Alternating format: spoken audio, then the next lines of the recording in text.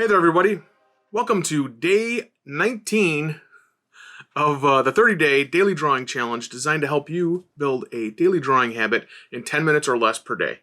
So today is Deepsea Creatures.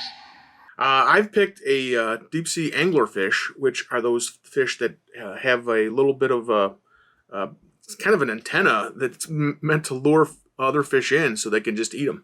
And they've got big mouths. They basically open up their mouth and just suck in their meal. And just deep sea creatures are so alien to how we envision things that live up here on the surface. They're cool, fun, and that's why I'm wearing my Fezorama fez today, Lords of the Lagoon.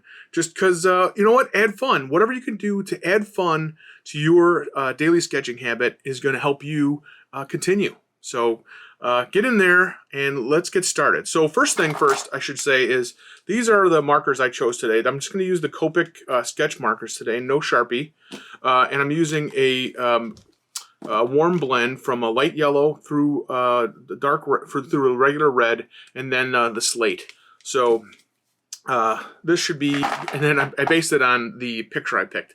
So if you've got a photo that you want to develop, look at your photo, kind of pick some markers to go with, and get started. So first thing I'm going to do is hit my play button on my timer, and call up my image, this Deepsea Anglerfish, and get it set up here.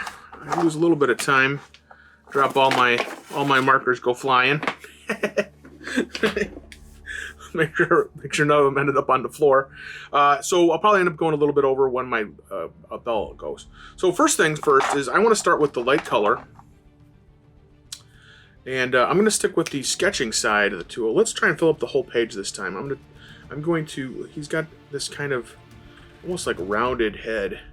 I wonder if you'll be able to even see this. I think this color might not work just because you can't see it. I'm going to switch over to the yellow.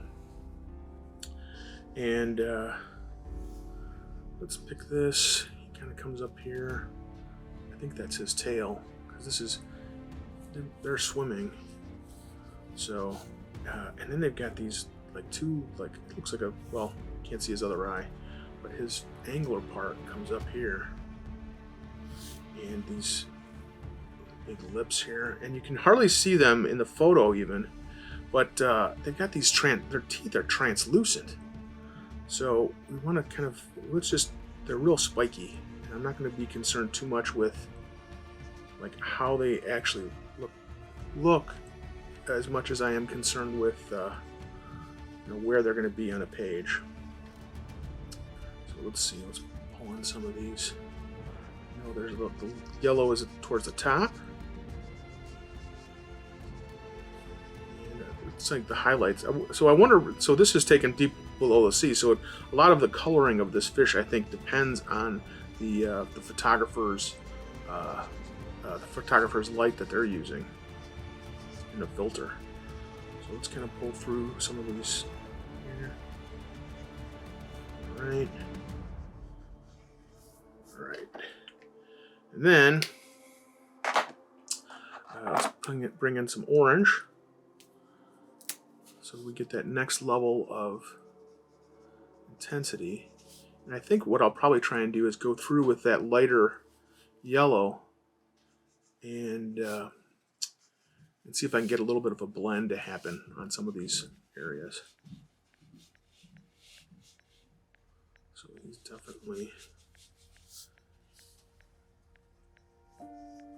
It's interesting that they do have this kind of really crazy, almost, I don't know, they seem more, they're just this alien creature. Very Lovecraftian, all of the deep sea fish. I think that's probably just, what we apply to them. They're this alien mindset. What is the deep ones, right? I wonder if he actually saw fish, because I think he's from Maine. If he saw some of these fish and thought, those aren't creatures of this world. They've been sleeping a while. Okay, let's come through with that yellow again. And I'm going to, yeah, just keep using the brush. I might even be able to get another yellow. Let's see how that feathers it a little bit, but not completely. We're going to probably even come back more once I start pulling in the red, because this orange is going to be kind of the in-between color. And I'll end up with that, I'll finalize it with that slate.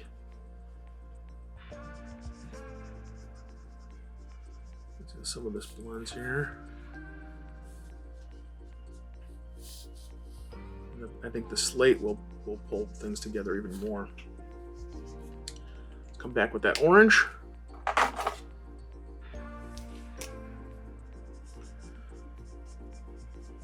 Let's see if I can get a little bit of shading here. A little more intensity.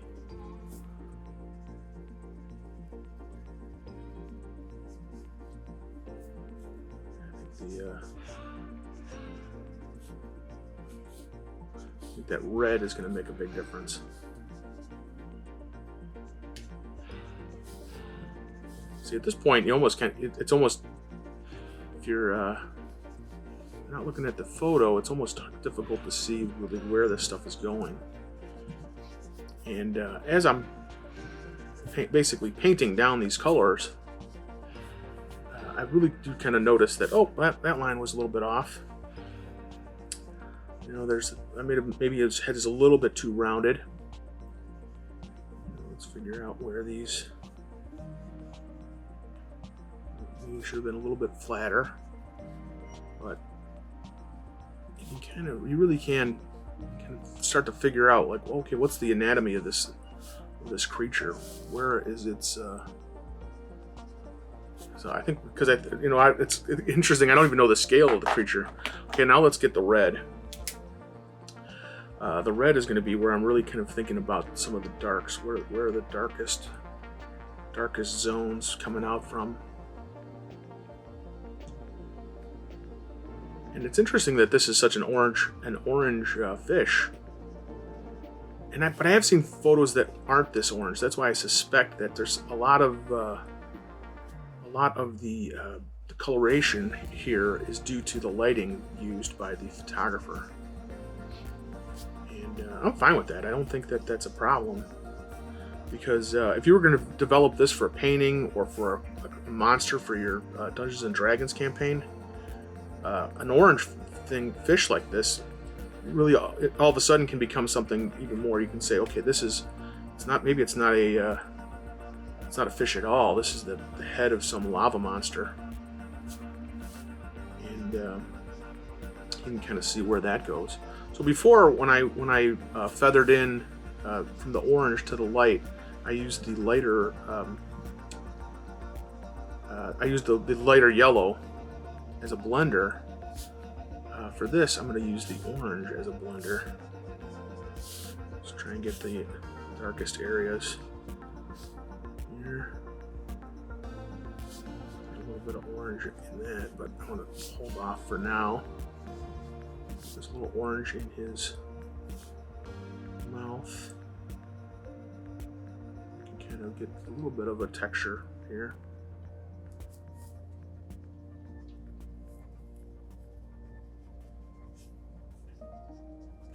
Okay, I'm going to grab the orange, come back and see if I can feather that a little bit more.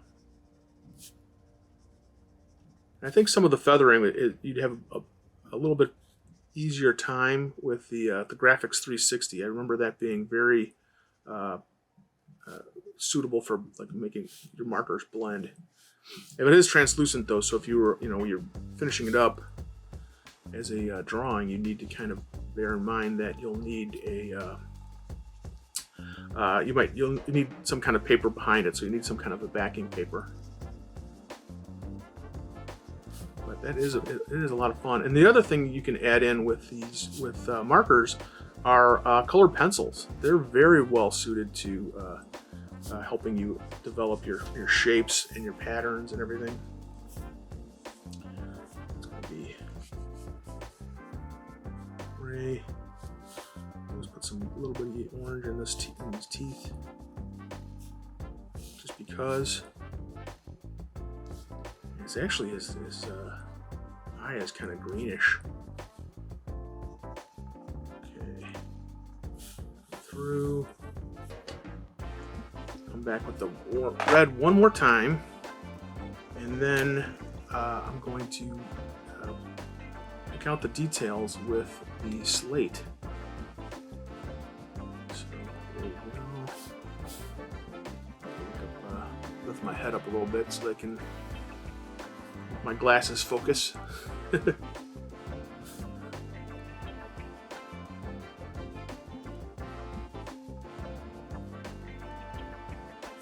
make sure I see all of the detail. The trifocals sometimes are a little, shall we say, oh, there's the color in here. Let's get some of the color up in that basically eyeball, right? I don't think it's an eyeball. I think it's just this weird appendage, right?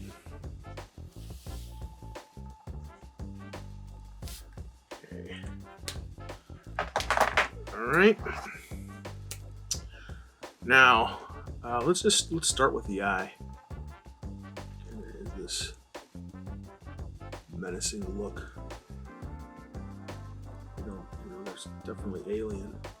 I can't say that this. I wouldn't say this is there's my timer going off. But I wouldn't say this is an evil creature. This is just this is a predator. So its eyes face forward, and some of what it's trying to do is, let's get these teeth in here, so you can kind of see. I can barely see that yellow, so hopefully you can see it. Just develop these teeth. Spiky bits. Like I said, they're really translucent, so you're not going to even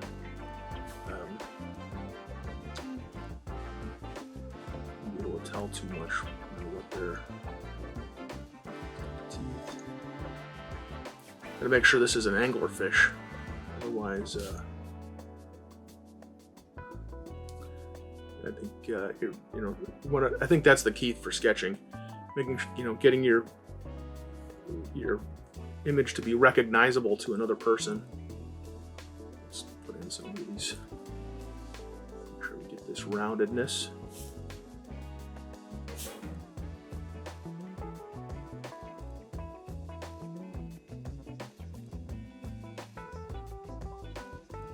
Can't really see scales, so I wonder if this is more like a thick-skinned fish.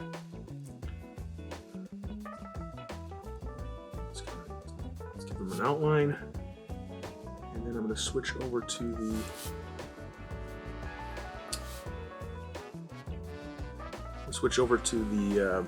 chisel point. Just keep going. This looks like his nose is just that.